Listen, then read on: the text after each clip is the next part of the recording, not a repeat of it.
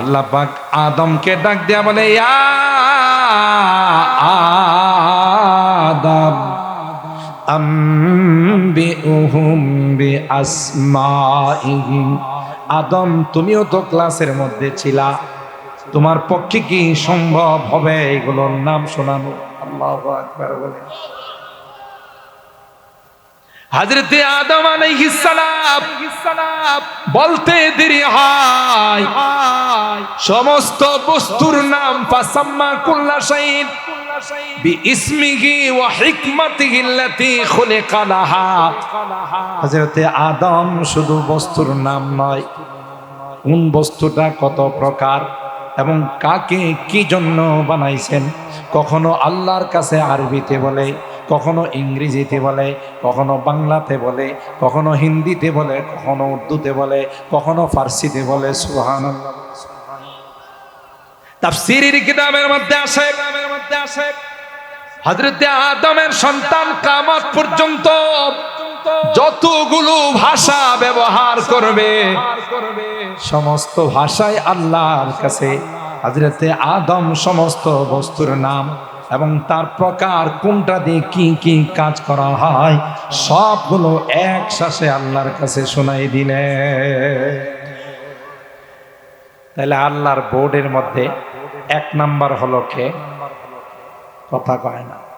মাটির আদম first class হয়েছেন কিসের দ্বারা? অস্ত্রের দ্বারা, নিজের বাহুবলের দ্বারা না, ইলমে ওহীর দ্বারা। গোটা সাত আসমানকে হযরতে আদম আলোকিত করে ফেলছেন। সুবহানাল্লাহ। আল্লামা রুমি রাহমাতুল্লাহি আলাইহি বলেন, আদমে খাকিজে হক আমুক্তিন, আদমে খাকিজে হক আমুক্তিন, তব হাফতম আসমা আফরুতিন। মাটির আদম গোটা সাত আসমানকে ইলমে ওহীর আলোর দ্বারা, ইলমে নববীর আলোর দ্বারা গোটা সাত আসমানকে তিনি আলোকিত করে ফেললেন।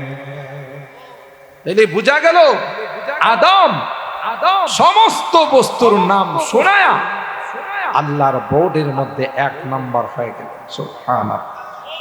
এক নাম্বার হলে মাদ্রাসার পক্ষ থেকে পুরস্কার দেয় না দেয়? সোহাগপুর দারুল উলুম মাদ্রাসা থেকে যারা এদারাতে এক নাম্বার হয়, বেফাকে এক নাম্বার হয়, মাদ্রাসা কর্তৃপক্ষ তাদেরকে পুরস্কার দেয় না দেয়? আল্লাহ বলেন, আদম আমার বোর্ডের মধ্যে এক নাম্বার হয়েছে, তাকে আমি পুরস্কার দিই। কি পুরস্কার? ওয়াইয কুলনা লিল মালাইকাতি ইসজুদু লি আদামা ফাসাজাদু ইল্লা ইবলিস। এক গুলিয়ে দুই শিকা ফেরেশতাদের দাঁত ভাঙ্গা জবাব দিলেন, মাস্তানি করার সময় তো ঠিকই বলছিলা, আমাদের চাইতে বেশি জাননেওয়ালা নাই, কাজে কর্ম তো ঠুসঠাস। কথা বলেন ঠিক কিনা? জবাব তো দিতে পারলা না। জবাব তো দিল আদম, তোমরা তো ওখানে কোনো সবক শোনাইতে পারলা না। তাই সকলে মিলে আদমকে সিজদা করে সম্মান জানাও। সুবহানাল্লাহ। মুহতারাম হাজিরিন, আমার বলার উদ্দেশ্য হলো, পৃথিবীর মধ্যে সবচাইতে দামি, পৃথিবীর মধ্যে সবচাইতে মর্যাদাওয়ালা আল্লাহ রাব্বুল আলামিন বানিয়েছেন যারা মাদ্রাসায় পড়ে এবং পড়ায়, কোরআন যারা পড়ে এবং পড়ায়, গোটা বিশ্বের সমস্ত প্রাণীরা তাদের জন্য দোয়া করে। সুবহানাল্লাহ বলে। আল্লামানি রাব্বি ফা আহসানা তালিমি وأدبني ربي فأحسن تأديبي أو كما قال عليه الصلاة والسلام. بارك الله لنا ولكم في القرآن العظيم ونفعنا وإياكم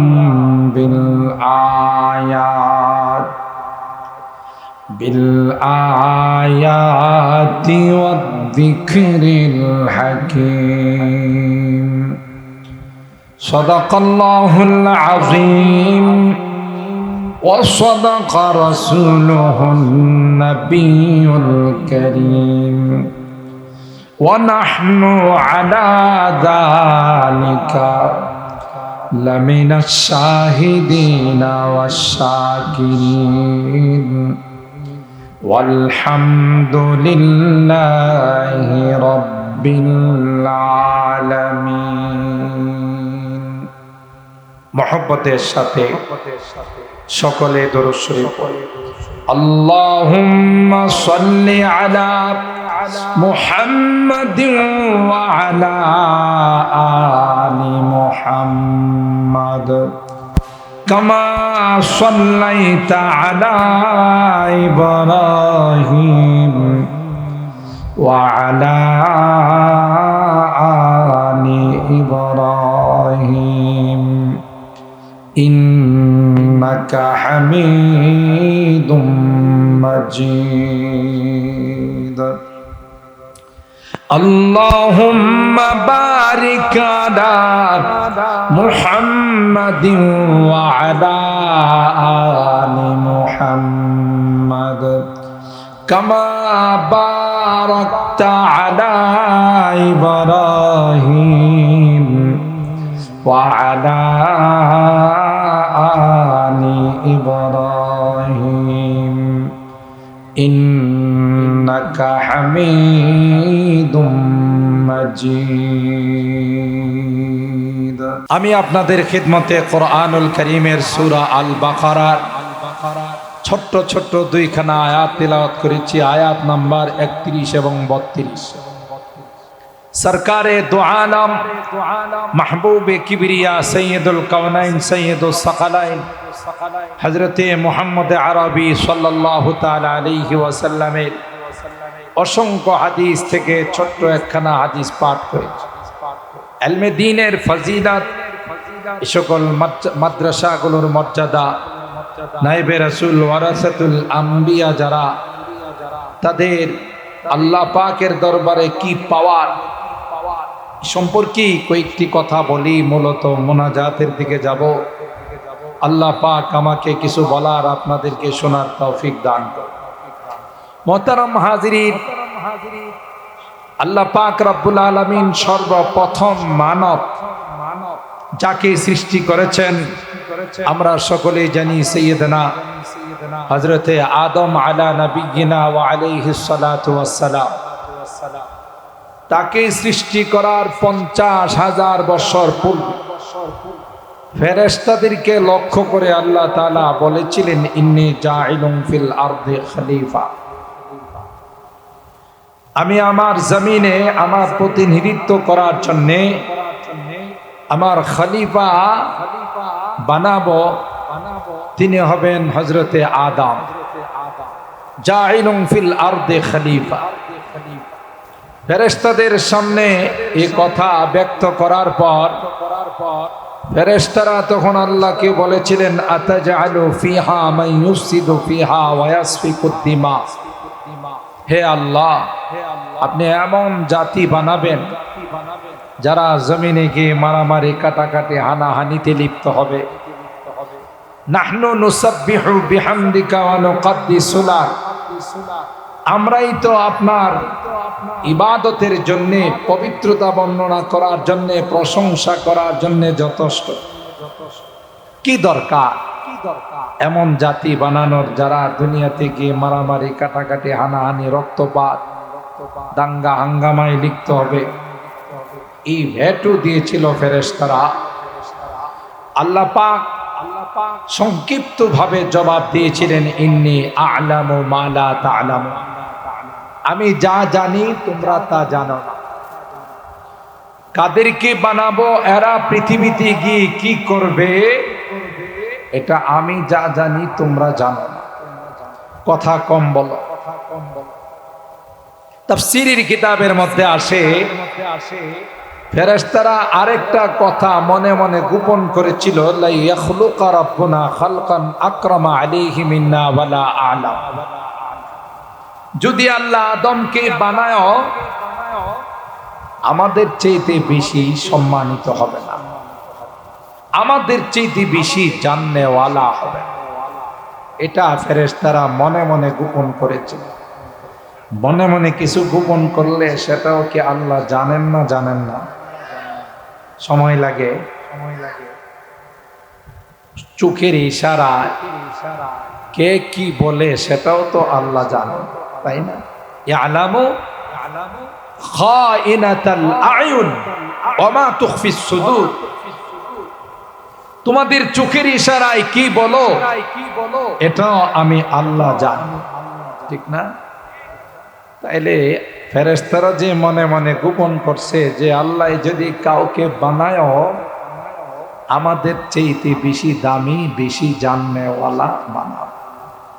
আর এই শব্দটা আল্লাহর কাছে পছন্দনীয় নয়। কেউ নিজেকে এই কথা বলা, আমি অনেক জানি, আমি অনেক বেশি সম্মানিত, ফালা তুযাক্কু আনফুসাকুম হুয়া আ'লামু বিমান ইত্তাকা। আপনারা জানেন সাইয়েদনা হযরত মুসা কালিমুল্লাহ এক বিশাল মাহফিলে আলোচনা করতেছিলেন। শ্রোতা একজন বললেন, ওগো আল্লাহর পয়গম্বর, আপনি যে সুন্দর আলোচনা পেশ করলেন, এই জামানায় আপনার চাইতে বেশি জাননেওয়ালা কেউ আছে? বা সবচাইতে বেশি জাননেওয়ালা ব্যক্তি কে? হযরত মুসা কালিমুল্লাহ বলেছিলেন, আনা, আমি। এই শব্দটা আল্লাহর কাছে পছন্দ হয় নাই, যদিও ওনার জবাব 100% সঠিক ছিল, ঠিক না? কারণ জামানার যারা পয়গম্বর হন, নবী হন, তাদের চাইতে জাননেওয়ালা আর কেউ ওই জামানায় থাকতে পারে না। সেই হিসাবে ওনার জবাব 100% সঠিক যে আনা আ'লাম, আমি সবচেয়ে বেশি জাননেওয়ালা। কিন্তু আল্লাহ পাক রব্বুল আলামিন বললেন, মুসা, এইভাবে বলাটা ঠিক হয় না। তোমার বলার দরকার ছিল আল্লাহু আ'লাম, আল্লাহু আ'লাম। কে বেশি জাননেওয়ালা এটা আল্লাহ ভালো জানেন, আমি বলতে পারবো। তোমার তো লেখাপড়াই শেষ হয় নাই, আরো পড়তে হবে, ফারেগ হতে হবে, ইফতা পড়তে হবে, দাওরা পড়তে হবে। সেই জন্য একটা মাদ্রাসা আছে সমুদ্রের নিচে, প্রিন্সিপালও ওখানে শুয়ে আছে। তুমি ওখানে গিয়ে ওনার কাছে আবদার করো, ওনার মাদ্রাসায় তোমাকে ভর্তি করে কি আল্লাহ তাবিউকা আলা আন তুআল্লিমানি মিম্মা উল্লিমতা রুশদা। হযরত মুসা পয়গম্বর আল্লাহর কাছে ফরিয়াদ করলেন, আল্লাহ, সমুদ্রের মধ্যে যিনি শুয়ে আছেন, কি করে তার কাছে যাব? যাওয়ার উপায় কি হবে? যাওয়ার রাস্তা কি হবে?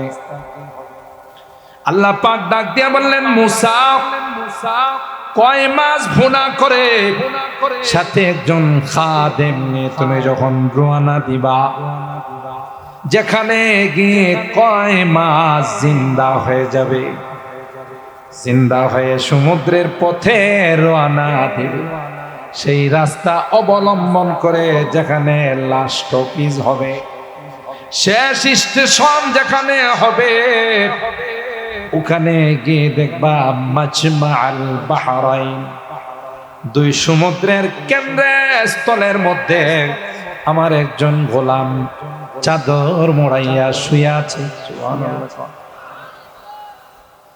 এ মুসলমান, এমনি তো সমুদ্রের স্রোত, নদীর স্রোতের মধ্যে কোনো কিছু যদি পড়ে যায় সেটাকে তালাশ করে পাওয়া যায় না।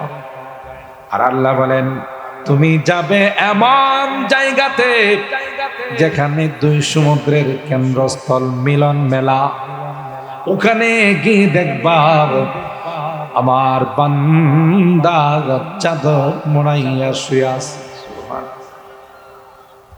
وَإِذْ قَالَ مُوسَى لِفَتَاهُ لَا أَبْرَحُ حَتَّى أَبْلُغَ مَجْمَعَ الْبَحْرَيْنِ أَوْ أَمْضِيَ حُقُبًا। হযরত মুসা পয়গম্বর ইউশা ইবনে নুন, যিনি পরবর্তীতে মুসা পয়গম্বরের পরে আল্লাহ যাকে নবী বানাবে, ডাকে বললেন, বাবা চলো রে, ইলমে দ্বীন অর্জন করার জন্য মাদ্রাসায় ভর্তি হও। একটা পর্যায়ে অনেক লম্বা ঘটনা, শুধু চুম্বক অংশটুকু আপনাদের মাঝে পেশ করতেছি। একটা পর্যায়ে মুসা পয়গম্বর ইউসা ইবনে নূন দুইজনেই বিশ্রাম করতেছিলেন। বিশ্রাম করার পর যখন পরবর্তী রাস্তায় রওনা, হযরত মুসা পয়গম্বর বলেন, আতিনা গাদাআনা লাকাদ লাকিনা মিন সাফারিনা হাযা নাসাবা। কিছু নাস্তা বের করো, খাবার বের, ক্ষুধা লাগছে। খাবার বের করতে গিয়ে খাদেমে দেখে কয় মাছ নাই। কয় মাছটা কি জিন্দা ছিল না ভুনা করা ছিল? সোহাগপুরে তো কয় মাছ ভুনা করে যদি মহিলারা পাতিলে রাখে, এটা ওরাল দিয়া চলে যায়। কি বলেন? তাইলে আল্লাহ যদি ভুনা কয় মাছকে জিন্দা করেনি, ক্ষমতা আল্লাহর আছে না? আল্লাহ পারেন না? পারেন। ওই কই মাছটা জিন্দা হয়ে সমুদ্রের পথে রওনা দিছে। ফাত্তাখাযা সাবিলাহু ফিল বাহরি সারাবা। যেই দিক দিয়া কই মাছটা সুরুং পথে রওনা দিছে, পানি পথে রওনা দিছে, আল্লাহ এই জায়গাটাকে সুরুং পথ বানাই রাখছে। সুবহানাল্লাহ। চট্টগ্রাম গেলে কর্ণফুলী টানেল, এটার আগের নাম ছিল বঙ্গবন্ধু টানেল, এখন এটা হলো কর্ণফুলী টানেল। এটা টোটাল নদীর মাঝখানে, নদীর ভিতরে দিয়ে একটা রাস্তা করছে। এটা বাংলাদেশের মধ্যে একমাত্র রাস্তা যেটা নদীর ভিতর দিয়ে, সমুদ্রের ভিতর দিয়ে রাস্তা গেছে। এটাকে বলে ফাত্তাখাযা সাবিলাহু ফিল বাহরি সারাবা। এটাকে সারাব বলে। নদীর ভিতরে, সমুদ্রের ভিতরে সুরুং পথ বানিয়ে দাও। মাছটা যে দিক দিয়ে গেছে, আল্লাহ ওই দিক দিয়ে সুরুং পথ বানায় গেছে। হযরত মুসা পয়গম্বর খাদেমকে বললেন, ক্বালা আরাইতা ইয আওয়াইনা ইলা সাখরা ফাইন্নী নাসিতুল হুত ওয়ামা আনসানি ইল্লা শাইতানু আন আযকারা ওয়াত্তাখাযা সাবিলাহু ফিল বাহরি আজাবা। হযরত মুসা যখন বললেন, তোমাকে না বললাম যেখানে মাছটা জিন্দা হয়ে সমুদ্রে পথে রওনা দিবে, আমাকে তুমি মনে করাইবা। হুজুর ভুলে গিয়েছিলাম, আর এই ভুলটা আমার থেকে নয়, ইবলিসের পক্ষ থেকে। ঠিক কিনা বলে? নামাজের মধ্যে মাঝে মধ্যে ভুল হয় না? 3 রাকাত না 4 রাকাত? এই ভুলটার পিছনে অবদান কার? মিস্টার ইবলিসের। কথা বলেন ঠিক কিনা? হাদিসের মধ্যে আল্লাহর হাবিব বলেন, বান্দা যখন নামাজে দাঁড়ায়, ইবলিস আয়েশা তাকে বলে উযকুর কাযা উযকুর কাযা, ওইটা মনে কর, এটা মনে কর। এমন কিছু মনের মধ্যে নিয়ে আসে যা জীবনে কল্পনাও করা হয়। তোমার দাদা কেমন মানুষ ছিল? গোটা সোহাগপুরের নেতা ছিল। তোমার পরদাদা তো বিরাট বড় ধনী মানুষ ছিল। এই সমস্ত কথাগুলো একটার পর একটা মনে স্মরণ করায়। হতে হতে রাকাত পর্যন্ত ভুলে যায় কার অবদান। আর হারাম হযরত মুসা পয়গম্বর বললেন, যেখান থেকে মাছ জিন্দা হয়ে সমুদ্রে পথে চলে গেছে, চলো রে ওই রাস্তা অবলম্বন করে প্রিন্সিপালের কাছে যাইতে হবে। সুজা হযরত মুসা পয়গম্বর খাদিম ইউসা ইবনে নুনকে নিয়ে মাজমাআল বাহরাইন, 2 সমুদ্রের কেন্দ্রস্থলে যখন গেলেন, গিয়ে দেখে আল্লাহর এক বান্দা মুসাজ্জান বিসাউবিন, চাদর মোড়াইয়া ওই 2 সমুদ্রের কেন্দ্রের স্থলে তিনি শুয়ে আছেন। সুবহানাল্লাহ। এই স্রোতের মধ্যে শুয়ে থাকা এটা কি নিজস্ব ইচ্ছা নয়, আল্লাহর হুকুম। সমুদ্রের কেন্দ্রস্থল দেখেন না ডাকাতিয়া নদী, মাঝে মধ্যে পত্রিকায় আসে মেঘনা নদীতে লঞ্চ ডুবি হয়। ডাকাতিয়া নদী আর মেঘনা নদীর মাঝখানে একটা কেন্দ্রস্থল আছে, ওখানে যদি কোনো লঞ্চ পড়ে যায় সাথে সাথে ঘুরপাক খায় এটা ডুবাই ফেলায়। এটা হচ্ছে কেন্দ্রস্থল, দুই জায়গার মিলন মেলা, মোহনা। তো হযরতে মুসা কালিমুল্লাহ ওখানে গিয়ে বললেন, আসসালামু আলাইকা ইয়া আব্দুল্লাহ, ও আল্লাহর বান্দা তোমার উপরে সালাম। তিনি চাদর মাদর কিছুই খুলেন নাই, চাদরের ভিতর থেকে জবাব দেন, ওয়া আলাইকা সালাম ইয়া মুসা নবী আল্লাহ। আর আস্তে সুবহানাল্লাহ কম, আগে সুবহানাল্লাহ জোরে বললে ভয় ছিল যে না জানি রে কোবরা চিতা পুলিশ এসে ধরে নিয়ে যায় কিনা। এখন কি আর এই ভয় আছে? যারা এই ভয় দেখাইতো আর আলেম ওলামা টুপি দাড়িওয়ালাদেরকে মৌলবাদ বলে গালি দিত, লাঠি চালান দিলে পাওয়া যাবে কথা বলে, এরা না, এরা যাদের উত্তরসূরি তাদের ইতিহাস একই। কোরআনের বিরোধিতা যারাই করেছে অতীতের ইতিহাস বলে একটার অস্তিত্ব খুঁজে পাওয়া যাবে না, সবগুলোর মধ্যে কপালে শুধু জুতার পিটা ছাড়া আর কিছু মিলে না। অতীত ভুলে গেলে বড় দুর্ভাগ্য, ঠিক কিনা বলেন? হযরতে মুসা কালিমুল্লাহ আর সহ্য হয়ে বললেন, ওগো আল্লাহর বান্দা, জীবনে তোমার সঙ্গে আমার দেখা নাই, জীবনে কোনোদিন মোলাকাত হয় নাই, কি করে বুঝলে আমি যে বনি ইসরাইলের পয়গম্বর মুসা? তিনি বলেন, আমি যে এখানে শুয়ে রয়েছি আপনি কি করে জানলেন? আমি যে এখানে শুয়ে আছি আপনি জানলেন কেমন করে? আল্লাহ আমাকে জানাইছেন। কই যে আল্লাহ আপনাকে জানাইছেন আমি এখানে শুয়ে আছি, সেই আল্লাহ আমাকে ফোন দিয়ে বলছেন একজন ছাত্র আসতেছে, ভর্তি করে নিয়ে। ক্বালা হাল আত্তাবিউকা আলা আন তুআল্লিমানি মিম্মা উল্লিমতা রুশদা।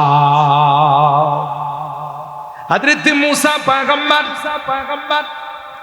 আরজি পেশ করলেন, ওগো আল্লাহর বান্দা, অনেক কষ্ট করে অনেক দূর থেকে আসছি আপনার মাদ্রাসায় ভর্তি হওয়ার জন্য। তিনি বলেন, ক্বালা ইন্নাকা লান তাস্তাতিআ মাইয়া সাবরা। না না না, আমার মাদ্রাসার নিয়ম কানুন বড় কড়া।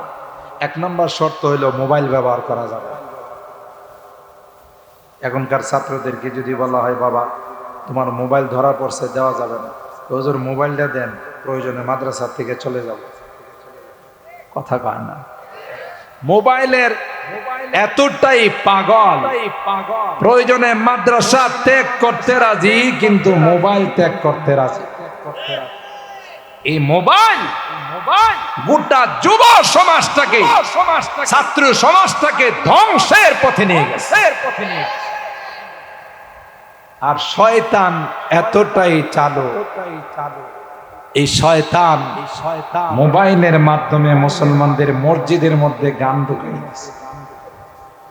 যত খারাপ লোকই হোক, কেউ কখনো মসজিদের ভিতরে গান বাজানোর দুঃসাহসিকতা দেখাবে না, স্পর্ধা দেখাবে না। কিন্তু এখন নামাজে ইমাম সাহেব আল্লাহু আকবার কয়, আরে দিদা শোনা বন্ধুর গান শুরু হয়, হিন্দি গান শুরু হয়। এটা হলো শয়তানের পলিসি, ঠিক কিনা বলেন? শয়তানের কাজ করছে।